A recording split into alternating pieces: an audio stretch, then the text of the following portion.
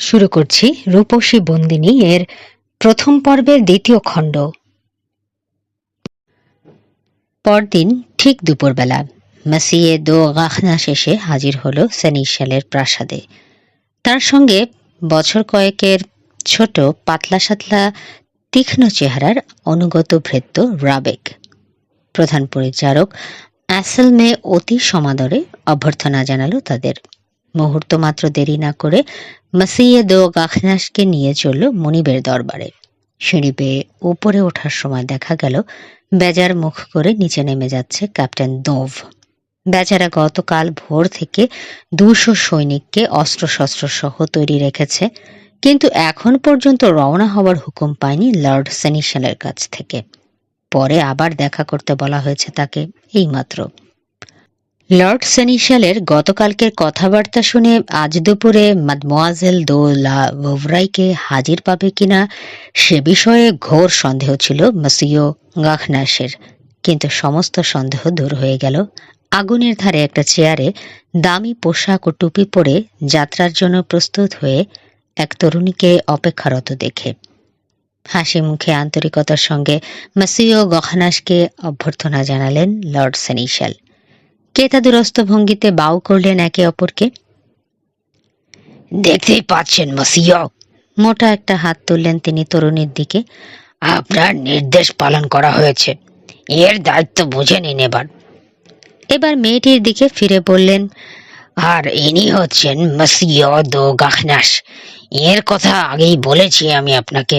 হার মেজেস্টির হুকুমে আপনাকে প্যারিসে পৌঁছে দেবেন ইনি। দায়িত্ব পালন করতে পেরে খুশি। 2 হাতের তালু ঘষে যেন ঝেড়ে ফেললেন ব্যাপারটা। তারপর সচকিত ভঙ্গিতে বললেন, ইচ্ছে করলে এখনই রওনা হয়ে যেতে পারেন মসিও, আবার কিছু জরুরি কাজ নিয়ে বসতে হবে। তরুণীকে মাথা ঝুঁকিয়ে সম্মান দেখালো মাসিও গাখনাস। উত্তরে সেও মাথাটা সামান্য হেলিয়ে প্রত্যাভিবাদন করে জানালো, আমি যাবার জন্য তৈরি মসিও। বলে উঠে দাঁড়ালো মেয়েটি। হাত বাড়িয়ে চেয়ারের হাতল থেকে তুলে নিচ্ছে নিজের জ্যাকেট। মাসিও গাখনাস লক্ষ্য করল মেয়েটির কথায় দক্ষিণ অঞ্চলের গ্রাম্য টান। সুশিক্ষিত মাদমোয়াজেলের কথায় এমন গ্রাম্যতা আশা করেনি সে। অপেক্ষা করছে, সামান্য হলেও কৃতজ্ঞতা প্রকাশ করবে মেয়েটা তাকে উদ্ধার করার ব্যাপারে রানী এত দ্রুত ব্যবস্থা নেয়। অন্তত বিপদ থেকে মুক্তি পাওয়ার আনন্দ তো ফুটবে চেহারায়। কিন্তু না, ওই 5টি শব্দ ছাড়া আর কিছুই বলল না মেয়েটি। অভিব্যক্তিহীন চোখ হালকা নীল। অবাক হলেও সেটা প্রকাশ করল না মাসিও গাখনাস। ভালো, বলল সে। আপনি যখন প্রস্তুত, আর মসিও লা সেনিশাল যখন আমাদের তাড়াতে পারলে বাঁচেন, চলুন তাহলে। সামনে কিন্তু অনেক দূরের লম্বা পথ, জানা আছে তো আপনার মাদমোয়াজেল? আমি আমি সেজন্যে তৈরি আছি মাসিও, আমতা আমতা করে বলল মেয়েটা। এক পাশে সরে হ্যাট ধরা হাতের দোলায় দরজার দিকে ইশারা করল মাসিও গাখনাস। সেনিশালের দিকে সামান্য মাথা ঝুঁকিয়ে রওনা হয়ে গেল মেয়েটা। শুরু হয়ে গেছে মাসিও গাখনাসের চোখ, দৃষ্টি যেন তীক্ষ্ণ ছুরির ডগা। দেখছে মেয়েটির চলা। তারপর হঠাৎ ফিরল সে লর্ড সেনিশালের দিকে। তার ঠোঁটের কোণে সামান্য হাসির আভাস দেখে মুহূর্তে সোজা হয়ে দাঁড়ালো সে। কড়া গলায় ডাকল, মাদমোয়াজেল। থেমে দাঁড়িয়ে পেছনে ফিরল মেয়েটা, কিন্তু গাখনাসের চোখের দিকে তাকাচ্ছে না। আমার পরিচয় সম্পর্কে নিশ্চয়ই আপনাকে জানিয়েছেন লর্ড সেনিশাল, বলল মাসিও গাখনাস। কিন্তু তারপরও আমার সঙ্গে কোথাও যাওয়ার আগে আপনার নিজের নিশ্চিত হয়ে নেওয়া দরকার সত্যিই আমি হার ম্যাজেস্টির প্রতিনিধি কিনা। দয়া করে এটা একটু পড়ে দেখুন। মোড়ানো পার্চমেন্টটা খুলে মেয়েটির দিকে বাড়িয়ে ধরল সে বিনীতভাবে। বিশাল বপু নিয়ে কয়েক হাত দূরে দাঁড়িয়ে রয়েছেন লর্ড সেনিশাল। বললেন, হ্যাঁ, পড়ে দেখুন মাদমোয়াজেল। নিজের চোখে দেখে আমার কথার সত্যতা যাচাই করে নেওয়া ভালো। হাত বাড়িয়ে রানীর নিজ হাতে লেখা চিঠিটা নিল মেয়েটা। চট করে একবার চাইল মাসিও গাখনাসের তীক্ষ্ণ চোখের দিকে। একটু যেন শিউরের মতো উঠল। তারপর মন দিল কাগজের লেখায়। আবার একবার চোখ তুলে দেখল এখনো একই দৃষ্টিতে চেয়ে রয়েছে প্যারিসিয়ান লোকটা। কাগজটা ফিরিয়ে দিল সে। আপনাকে ধন্যবাদ মসিয়ে, বলল মেয়েটা নিস্তেজ কণ্ঠে। সব ঠিক আছে, সে ব্যাপারে আপনি পুরোপুরি সন্তুষ্ট তো মাদমোয়াজেল? মসিয়ে দো গাখনাসের গলায় সামান্য বিদ্রুপের আভাস ধরতে পারল না মেয়েটি বা লর্ড সেনিশাল। আমি পুরোপুরি সন্তুষ্ট। এইবার গাখনাস ফিরল ত্রাসর দিকে, ঠোঁটে বিদ্রুপের হাসি, দৃষ্টিতে কিসের যেন অশুভ আভাস। প্রমাদ গুনলেন লর্ড ত্রাসো। মনে হচ্ছে অত্যন্ত উদ্ভট শিক্ষা পেয়েছেন মাদমোয়াজেল। আঁতকে উঠলেন সেনিশাল। লোকটা বলে কি?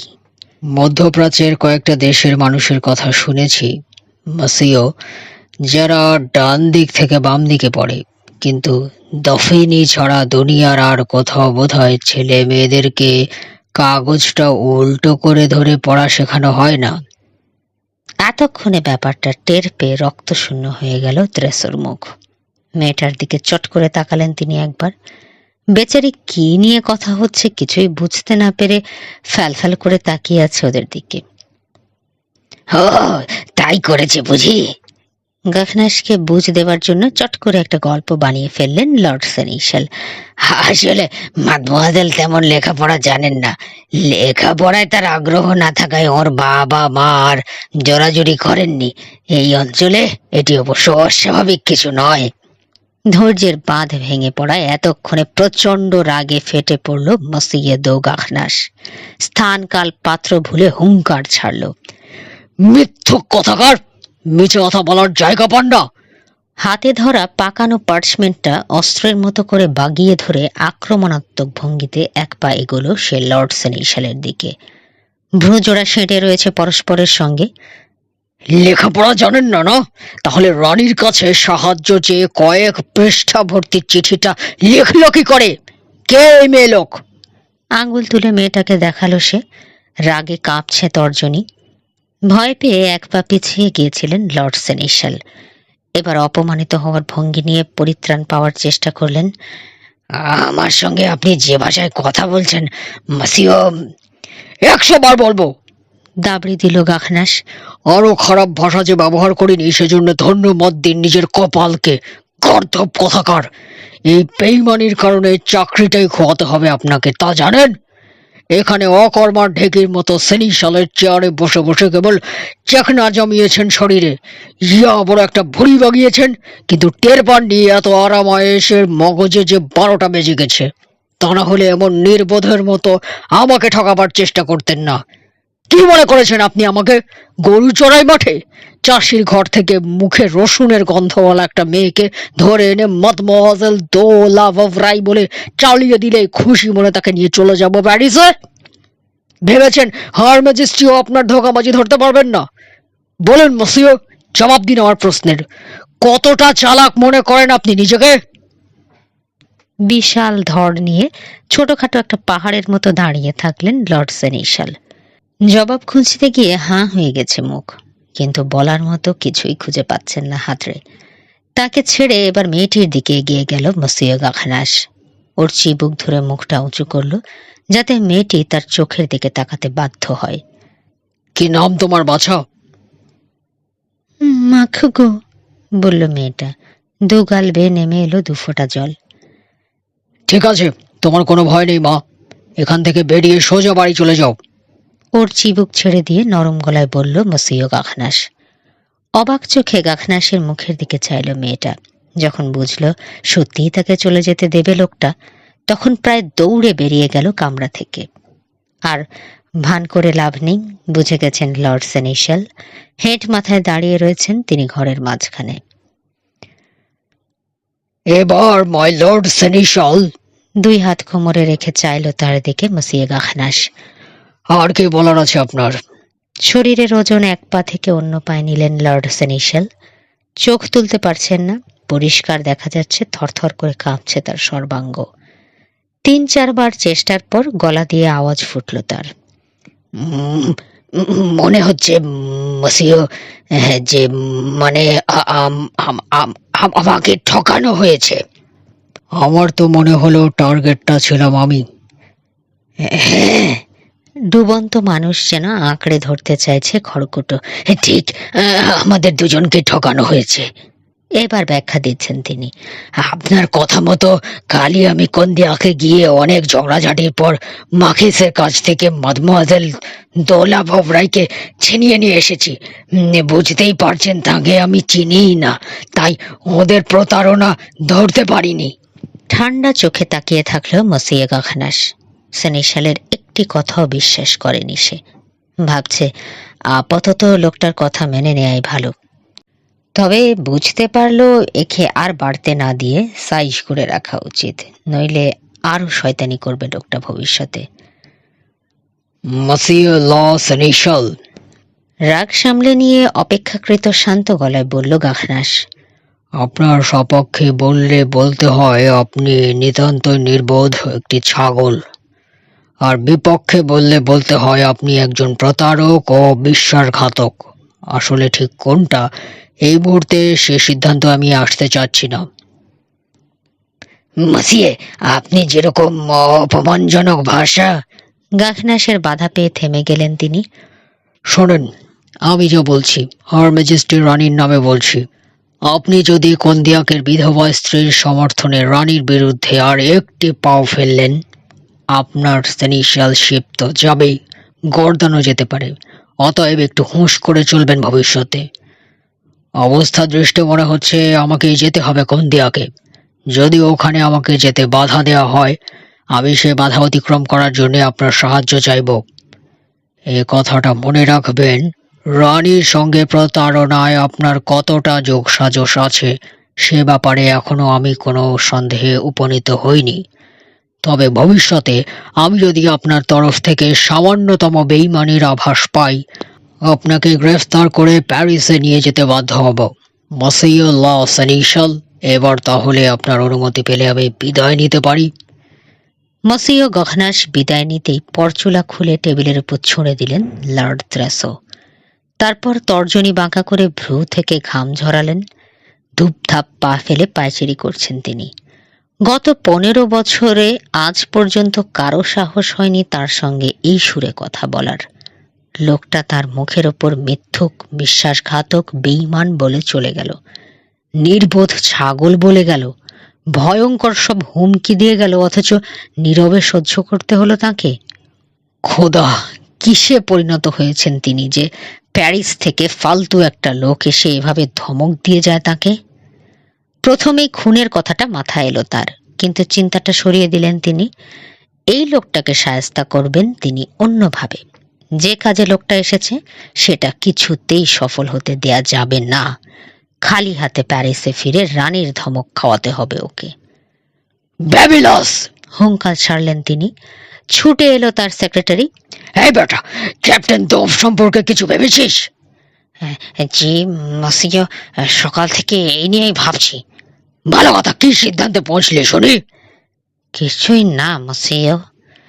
টেবিলের উপর এত জোরে চাপড় মারলেন ত্রেসো যে ছড়ানো কাগজের সব ধুলো ভেসে উঠল বাতাসে।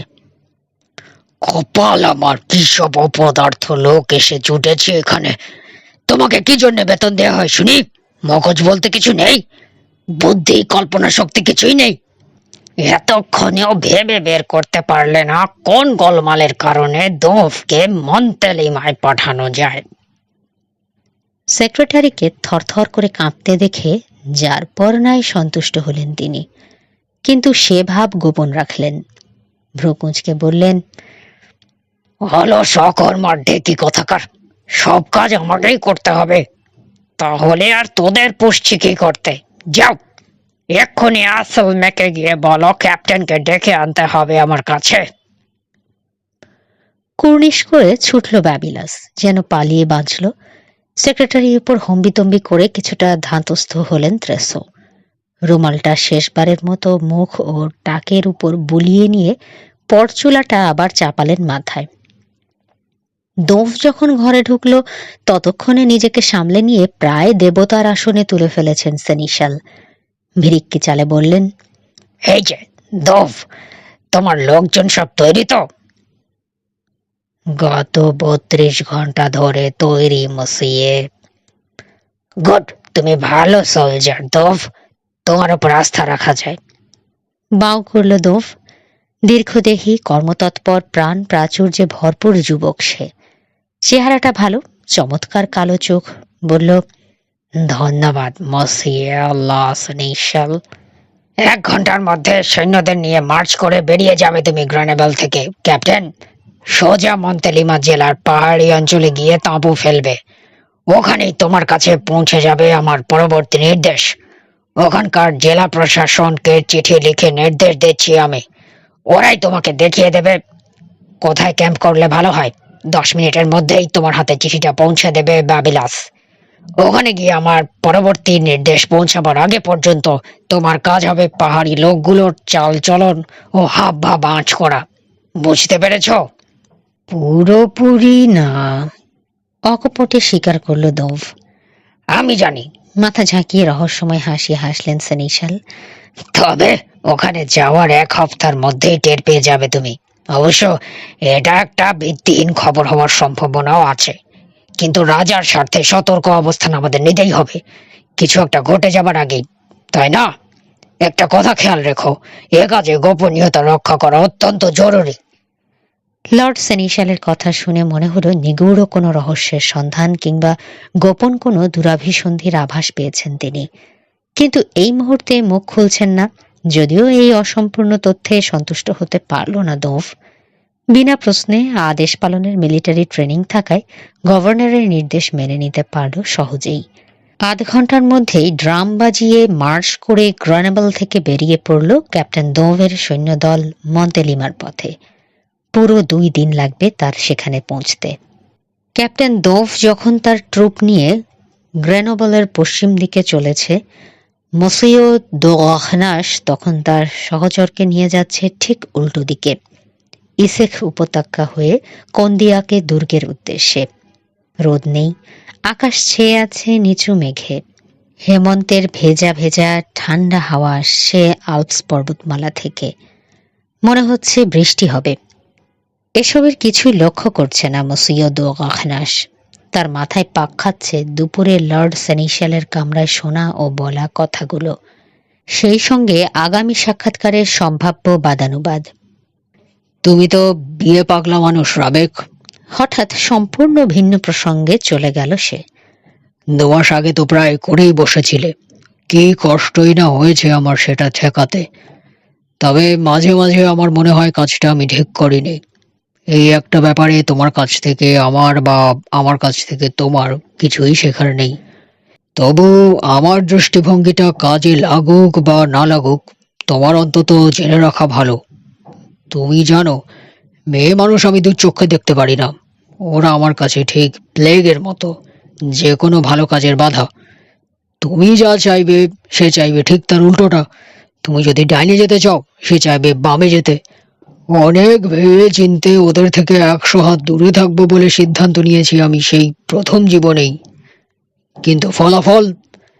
গাল ফুলিয়ে আকাশের দিকে জোরে ফুঁক দিল গখনাস। করুণ ভঙ্গিতে মাথা নাড়ল এপাশ ওপাশ। দুর্ভাগ্য আর কাকে বলে? কোত্থেকে এক হারামজাদা কসাই এসে খুন করলো আমাদের এত ভালো রাজাটাকে। চির শান্তি হোক তার আত্মার।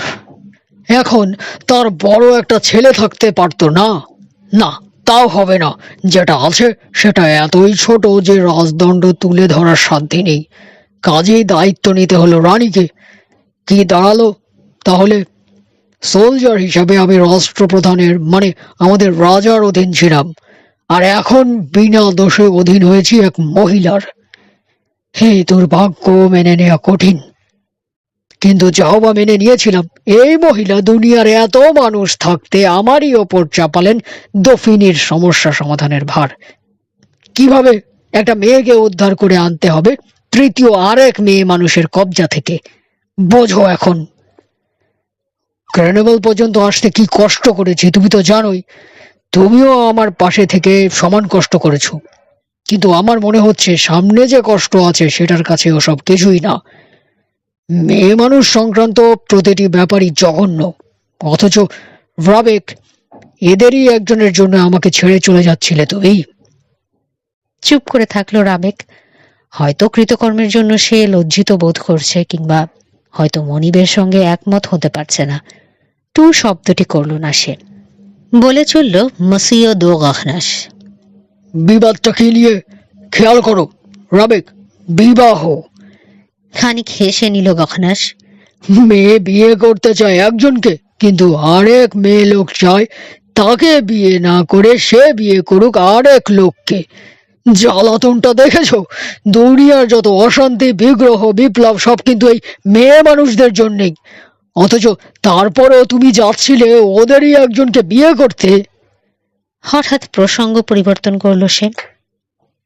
মনে হচ্ছে সামনের নদীটা ঘোড়ায় চেপে পেরোতে হবে। এখান থেকে দেখা যাচ্ছে না, কিন্তু একটু আগে ও পাশে মনে হলো একটা ব্রিজ দেখেছি মসিও। ডান পাশে কিছুটা এগোতে সত্যিই নদী পেরোবার জন্য একটা সেতু পাওয়া গেল। ওখান থেকে পরিষ্কার দেখা গেল একটা টিলার মাথায় তৈরি করা ধূসর রঙের দুর্গটা। সেতু পেরিয়ে সামান্য ঢাল বেয়ে উপর দিকে উঠে এলো ওদের ঘোড়া।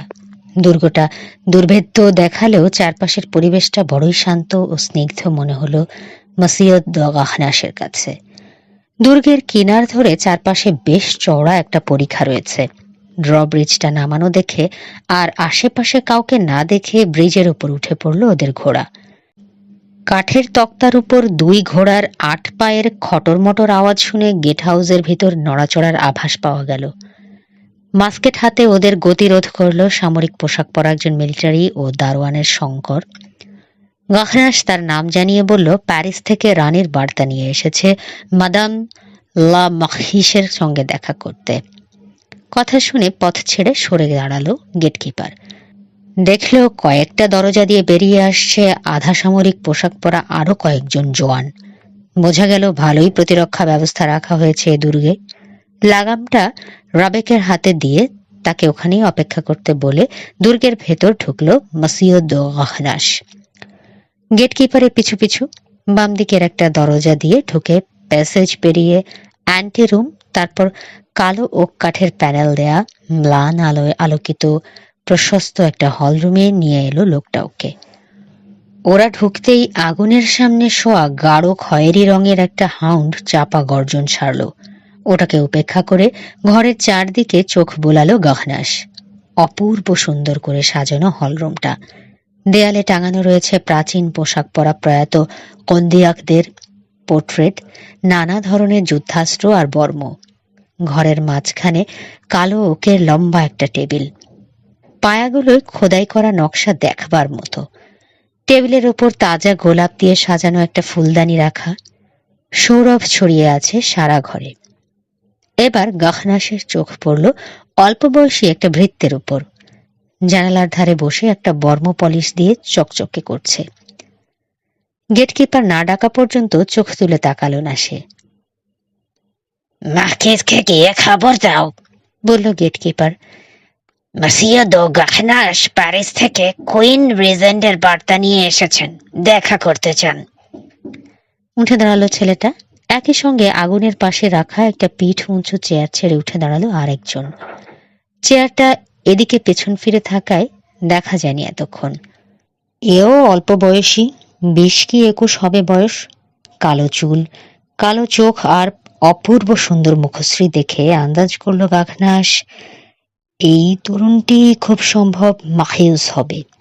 শিমারিং সিল্কের পোশাক তার পরনে, একটু নড়ে উঠলেই রং বদলায়। এই ছিল সবুজ, পর মুহূর্তে দেখায় গাঢ় লাল কিংবা বেগুনি।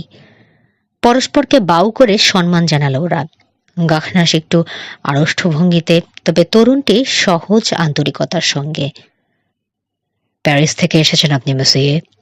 নরম ভদ্র গলায় শিষ্টাচারের ত্রুটি নেই। দীর্ঘ কঠিন পথ। কেন এই দীর্ঘ পথ পাড়ি দিয়ে আসতে হয়েছে সে কথা মনে পড়ে যাওয়ায় মেজাজ গরম হয়ে উঠতে যাচ্ছিল। নিজেকে সামলে নিল গাখনাস। আর একবার মাথা ঝোঁকালো সে মৃদু হাসির সঙ্গে। আগুনের ধারে একটা চেয়ার দেখিয়ে বসতে অনুরোধ করলো তরুণ গাখনাসকে। জানালো তার মা খবর পাওয়া মাত্র এসে পড়বেন। আপনার কথা শুনে ধারণা করছি আপনি মসিও মাখিউস দো কন্দিয়াক, বলল গাখনাস। আমার নামের একটা অংশ শুনেছেন গেটকিপারের মুখে। পুরো নাম মখতি মখি রিগোবেয়া দো গাখনাস। আপনার কথা আগেই শুনেছি আমরা, মসিও দো গাখনাস। পায়ের উপর পা তুলল মাখিউস।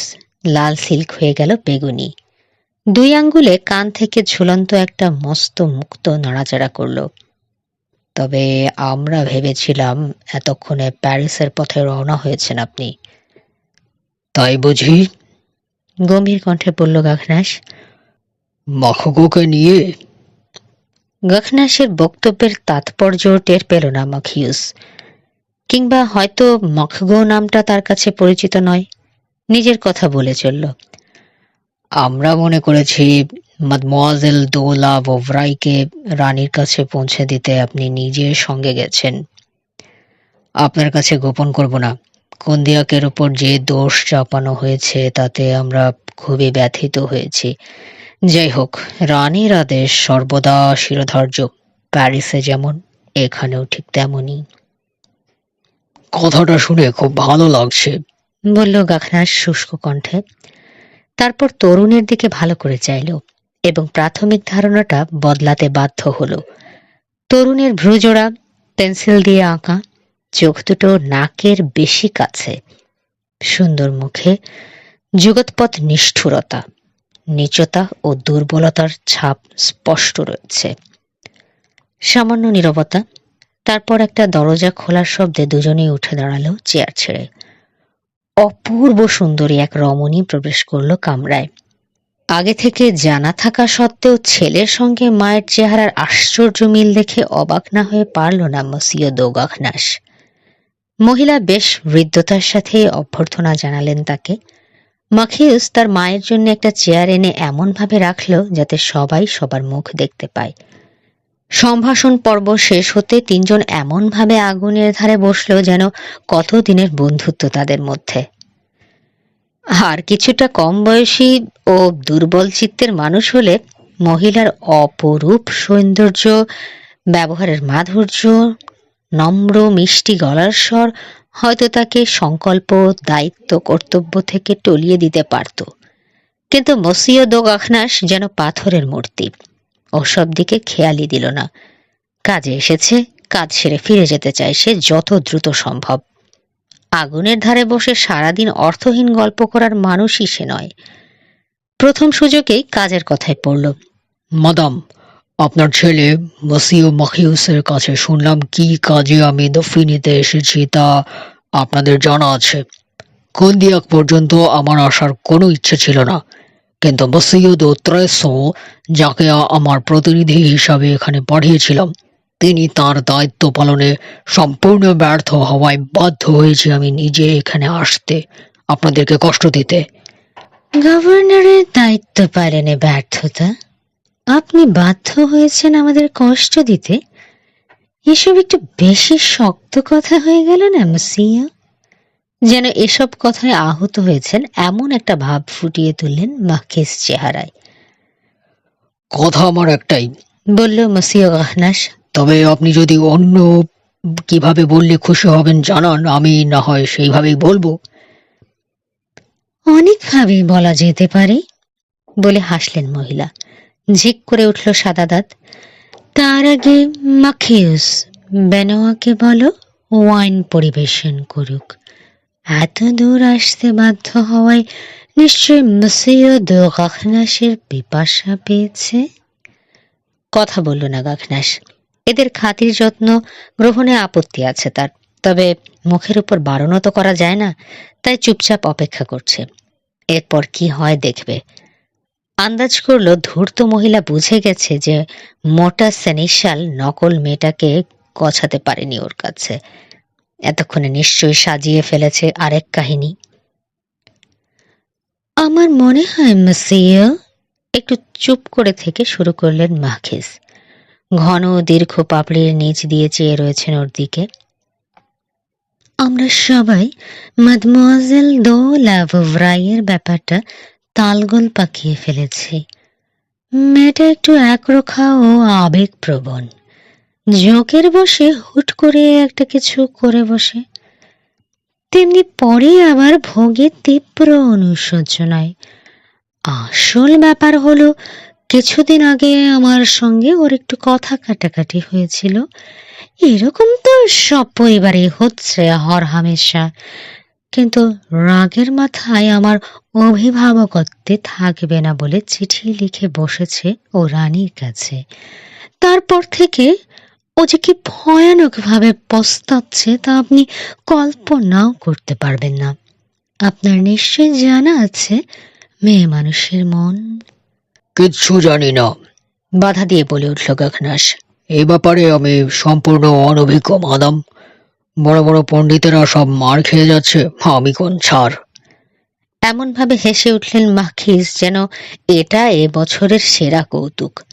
কিন্তু গগনাসকে চুপ করে থাকতে দেখে থেমে গেলেন। ফিরে এসে মাখিসও বোকা বনে গেল, একজনকে হাসি হাসি অপরজনকে গম্ভীর দেখে। আমার মনে হচ্ছে মাদাম, আপনি বলতে চাইছেন অনুতপ্ত মাদমোয়াজেল দো লাভ ওভরাই এখন আর প্যারিসে যেতে চান না, কোন্দিয়াকে আপনার সস্নেহ আশ্রয় থাকতে চান। আপনি ঠিকই বুঝতে পেরেছেন মসিয়া। তাই যদি হয়, চিন্তিত ভঙ্গিতে বলল গগনাস। তাহলে কিছু ব্যাপার আবার বুঝতে পারা যায় না। চট করে মাখিউসের চোখ গেল তার মায়ের দিকে। প্যারিস থেকে আসা বেয়ারা লোকটাকে মা বাগে এনে ফেলেছে মনে করেছে, দৃষ্টিতে অস্বস্তি। কিন্তু মাখিস ঠিকই ধরতে পারলেন বিপদ সংকেত। চমকে চাইলেন তিনি গগনাসের মুখের দিকে। আমি ঠিক বুঝতে পারছি না মাদাম। কথাটা শেষ করলো মসিও গগনাস। সেক্ষেত্রে এই মর্মে একটা মেসেজ না পাঠিয়ে মসিয়ে দো ত্রেসোর সঙ্গে রান্নাঘর বা ক্ষেত খামার থেকে একটা মেয়েকে ধরে এনে আমার কাছে মাদমোয়াজেল দো লাভরাই হিসেবে চালাবার চেষ্টা করেছিলেন কেন?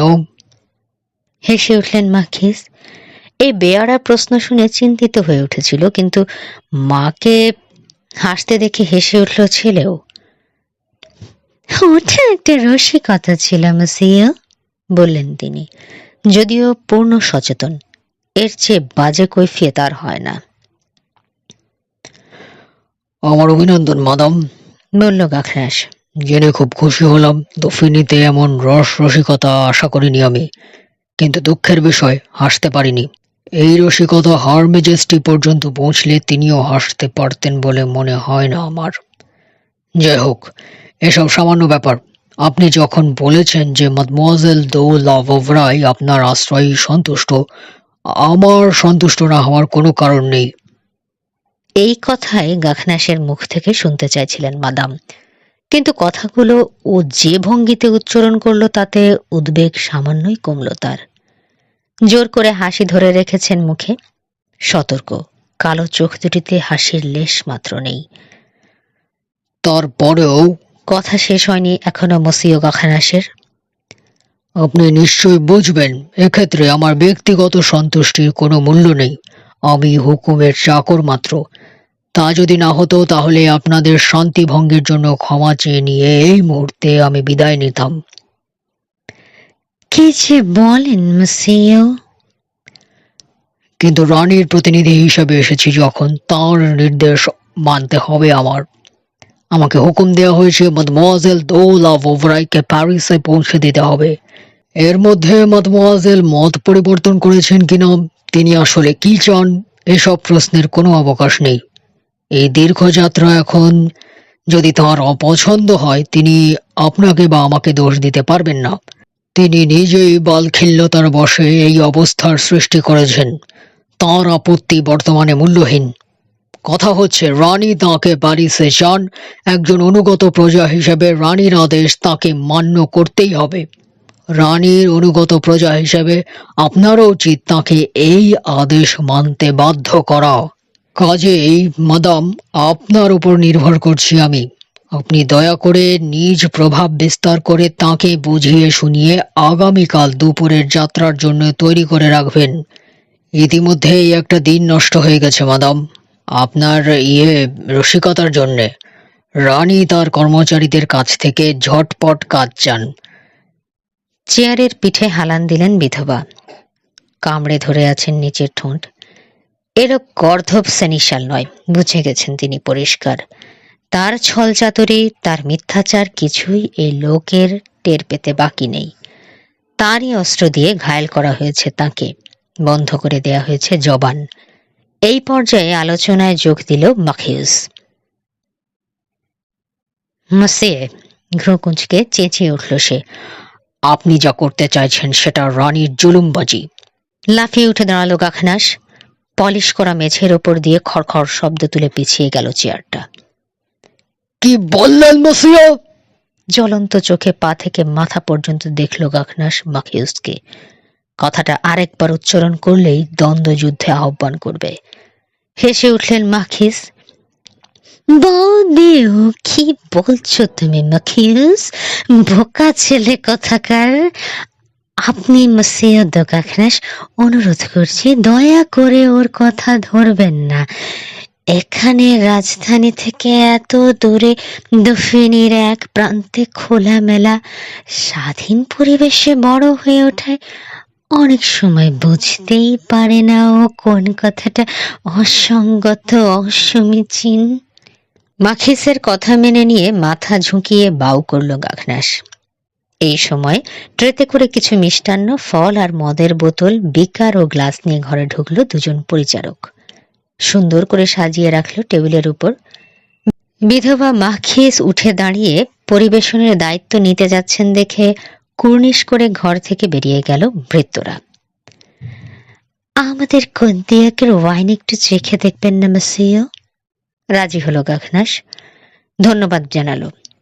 লক্ষ্য করল 3টে বিকারে মদ ঢাললেন মাখিস। একটা ওর জন্য, একটা নিজের জন্য এবং একটা ছেলের জন্য। প্রথম পাত্রটা নিজ হাতে এনে দিলেন তিনি ওকে।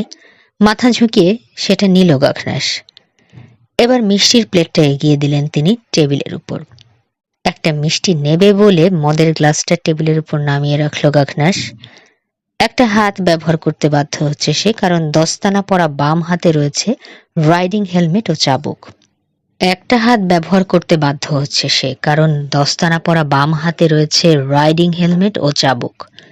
মাখিসকে একটা মিষ্টি তুলে ছোট্ট কামড় দিতে দেখে গাখনাস তার পাশের মিষ্টিটা তুলে নিল হাতে। ধমক খাওয়ার পর থেকে মুখ গোমড়া করে আগুনের দিকে পিছন ফিরে দাঁড়িয়ে রয়েছে মাখিউস, 2 হাত পিছনে বাঁধা। মসিও, বললেন মাখিস, আপনার কি মনে হয় আমি যা বলেছি সেই একই কথা মাদমোয়াজেল দো লাভোভরায় যদি আপনাকে বলে, যদি তিনি নিজ মুখে এখানে থাকার ইচ্ছা প্রকাশ করে, তাহলে কি আমাদের প্রস্তাব আপনার পক্ষে মেনে নেওয়া সম্ভব? ঝট করে ঘাড় ফিরিয়ে মাখিসের দিকে চাইল গাখনাস। ঝকঝকে সাদা দাঁত বেরিয়ে পড়েছে।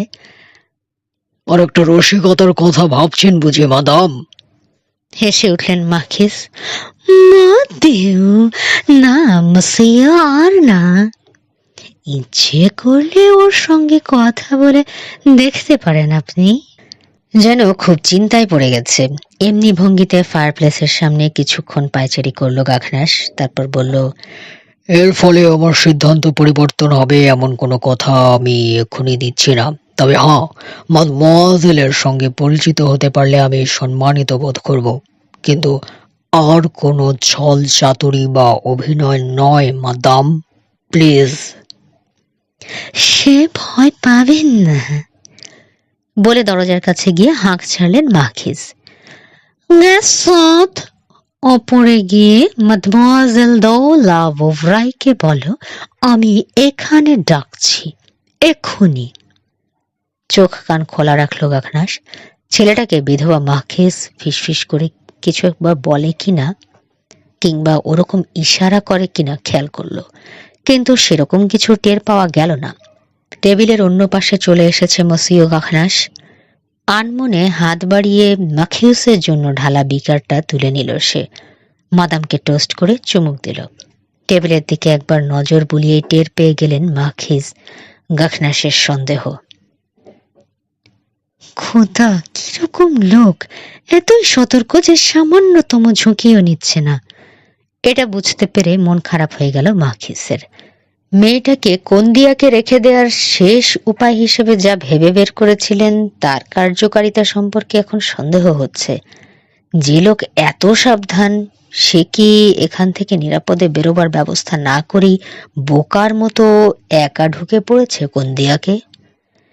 এবার সত্যিই ভয় পেলেন মাখিস। তবে মদের পাত্র বদল করতে দেখে ঠোঁটের কোণে সামান্য হাসিও ফুটল তার। গাখনাসের জন্য ঢালা মদের গ্লাসটা তুলে এগিয়ে দিলেন তিনি তার ছেলেকে। কি হলো মাখিস, চুমুক দিচ্ছ না যে? বললেন মাখিস। মায়ের চোখে আদেশের ভাব দেখে বিকার নিয়ে লম্বা একটা চুমুক দিল মাখিউস। মাখিসের ঠোঁটের হাসিতে গাখনাসের সন্দেহের প্রত্যুত্তর। এমন সময় খুলে গেল হল ঘরের দরজা। ঘরে ঢুকলো 18-19 বছরের ফুটফুটে সুন্দর এক মেয়ে। এখানেই শেষ হচ্ছে রূপসী বন্দিনী এর প্রথম পর্বের দ্বিতীয় খণ্ড। এর পরে পর্ব হচ্ছে দ্বিতীয় পর্ব। গল্পের অনেকগুলো পর্ব রয়েছে, শুনবেন আশা করি, এবং চ্যানেলে আরও অনেক নতুন নতুন অনেক সুন্দর সুন্দর গল্প রয়েছে। গল্প শুনুন, বন্ধুদের সাথে গল্প শেয়ার করুন, লাইক এবং সাবস্ক্রাইব করুন। ধন্যবাদ।